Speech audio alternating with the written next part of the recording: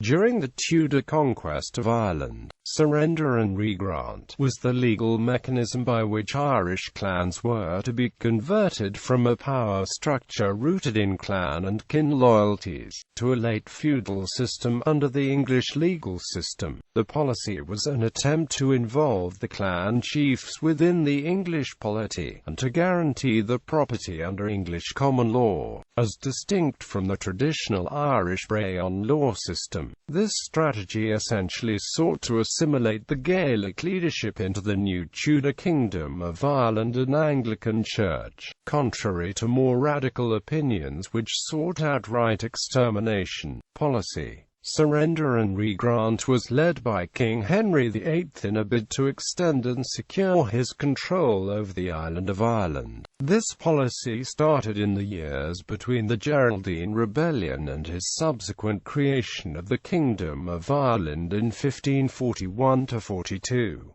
Henry's problem was that many of the Irish clans remained autonomous and outside the control of his administration in Dublin. Gaelic chiefs and some autonomous Norman Irish lords were actively encouraged to surrender the lands to the king, and then have them regranted as freeholds, paying a chief rent under royal charter if they swore loyalty to him. Those who surrendered were also expected to speak English, wear English-style dress, remain loyal to the crown, pay a chief rent, follow English laws and customs, abjure the Roman Catholic Church, and convert to Henry's new Anglican Church. In return, they would be protected from attack and could organise local courts and enter the Parliament of Ireland. The initiative of surrender and regrant was launched in the 1540s under the new English Governor of Ireland, Anthony Street. Ledger, essentially Street. Ledger's idea was to transform and assimilate the more autonomous leaders of Gaelic Ireland into something akin to the political and constitutional system of England, where everyone was theoretically equal at law under the monarch.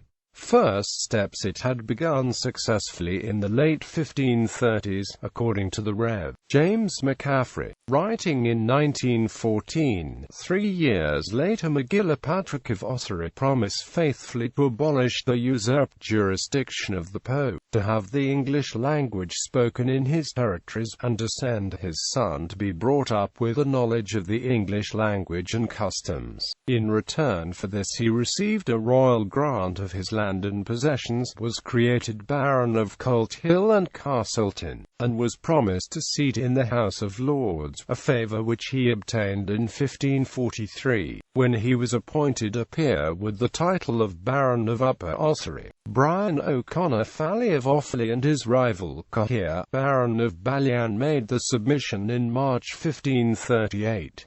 They renounced the jurisdiction of the Pope, agreed to hold their lands from the king, and to abandon all claims to tribute or black rent from the neighbours of the Pale. Brian O'Connor was created Baron of Offaly. He was followed in his submission by the Earl of Desmond, Mac William Burke O'Brien of Thomond, Manus O'Donnell, and finally by Con O'Neill. All these, together with a host of minor chieftains and dependents, renounced the authority of the Pope, accepted regrants of the lands from the king, begged for English titles, and did not think it beneath their dignity to accept gifts of money and robes. Con O'Neill became Earl of Tyrone, his son Matthew Baron of Dungannon, O'Brien Earl of Thomond, his nephew Donna Baron of Ibricken, Mac William Burke Earl of Clanricarde, while knighthoods were distributed freely among the lesser nobles. Clan chiefs who took part. In the late 1530s and early 1540s, a number of leading Gaelic families saw the political value of accepting this new Tudor policy. In 1541, Brian Og Mac Giolafadreg became the first Irish lord to take his seat in the Dublin Parliament as Baron Upper Ossory. Other clans who partook in the process included the O'Neills of Tir O'Hine, who were created the Earls of Tyrone and as such sat in the Irish House of Lords from 1542. Many of the regranted clan chiefs remained Roman Catholic after the death of Queen Mary in 1558, which, after the final split between England and Rome in 1570, meant that the new legal status was still rather tangential in the eyes of conformist officials. In 1543 the O'Briens of Thomond were created lords in Shickean. His neighbour Donogh O'Grady was knighted and had his lands regranted in the same year. The Mackay O'Husa Magennis clan in County Down became knights, and the O'Byrnes of Wicklow, the Kavanaghs of Wicklow, Cohia, Baron of Ballian, lords of Ballian. The O'Donnells of Donegal were others who accepted the system. The O'Donnell chief was created an earl briefly by James I of England in 1603–07. The Clan Ricard Burke took the title of Earl in 1543. The O'Shaughnesses of Gort and the O'Driscolls of Corcu also became knights. Rory Caoch Order of Laois surrendered and was regranted in 1542–43 but died in 1545. His clan was out of favour by 1550. In 1556 Laois was child as the Queen's County. Other clans such as the MacMahons of County Monaghan did not take part in the new system. Tibbetney Long Burke, the heir of Lower MacWilliam Burke lands in County Mayo, and a son of Grainne O'Malley, remained outside the system until 1593. He was knighted in 1604 and was created the first Viscount Mayo in 1627. Grainne herself accepted the system in 1576, in respect of her own lands, though she managed her lands with a high degree of autonomy over the next 2 decades.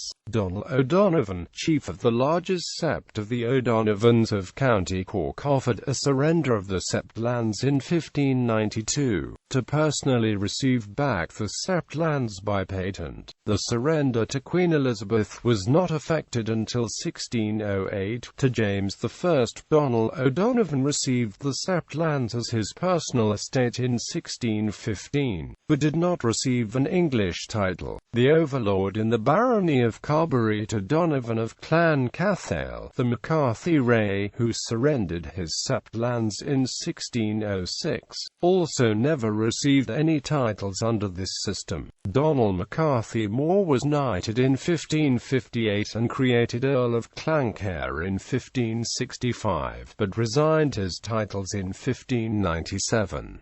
The prominent McCarthys of Muskerry, a separate dynasty, were later created the Viscounts Muskerry in 1628 and Earls of Clancarty in 1658. The chief of the Maguire clan of Fermanagh was created Baron Maguire in 1628. In 1631 Sir Terence Dempsey was created Viscount Clantmalia. Randall MacDonald was knighted in 1602, was granted estates in 1603 and was created Earl of Antrim in 1620.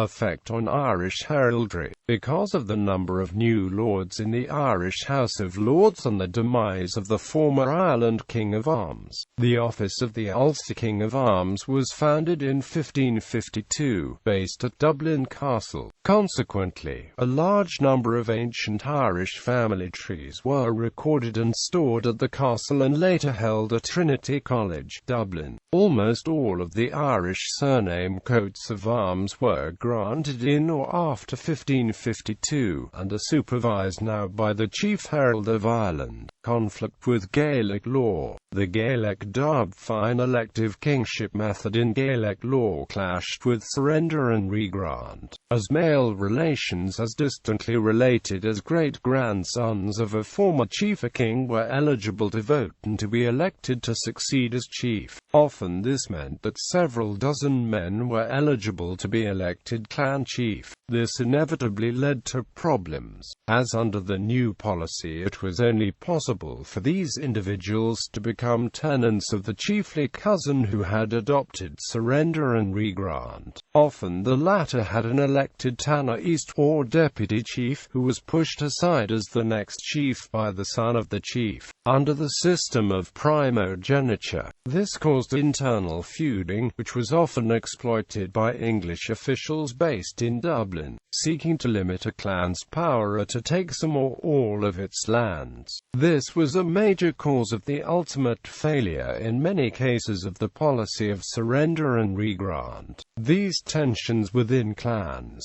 and also the new religious division between Catholics and Protestants from 1570, intrusions by grasping royal officials, and the lack of royal protection from continuing raids by other clans that had not accepted the new system, all made the policy frequently unworkable. Given the wars of 1595 to 1603, 1641 to 53 and 1689 to 91, few of the surviving clans emerged with the lands intact by 1700.